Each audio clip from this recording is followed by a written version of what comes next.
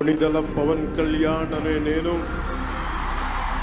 శాసనం ద్వారా నిర్మితమైన భారత రాజ్యాంగం పట్ల నిజమైన విశ్వాసం, విధేయత చూపుతానని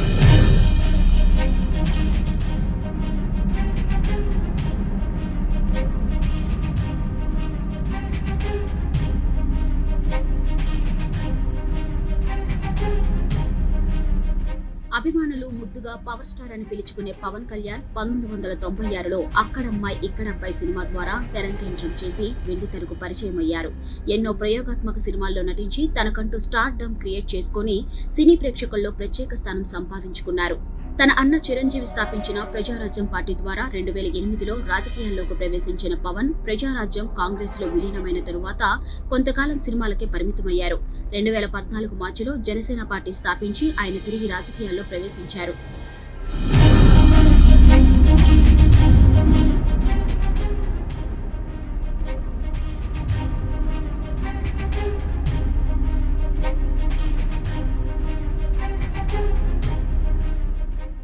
పదవుల కోసం కాదు, ప్రశ్నించేందుకే అంటూ రాజకీయ పునఃప్రవేశం చేసిన పవన్ 2014 ఎన్నికల్లో పోటీ చేయకుండా టీడీపీకి మద్దతు పలికారు.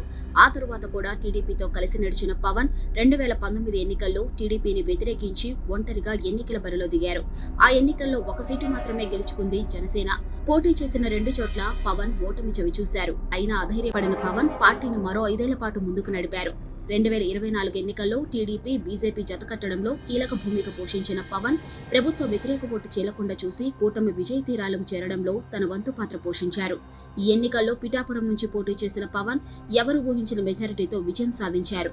తన పార్టీకి కేటాయించిన స్థానాలన్నింటిలోనూ అభ్యర్థులు జయకేతనం ఎగరవేశారు. దీంతో తెలుగు రాజకీయ యవనికపై పవన్ పేరు మారుమోగింది. కొత్తగా కొలువు తీరిన చంద్రబాబు కేబినెట్ లో పవన్ ఉప ముఖ్యమంత్రిగా ప్రమాణ స్వీకారం చేశారు. కొణిదెల పవన్ కళ్యాణ్ అనే నేను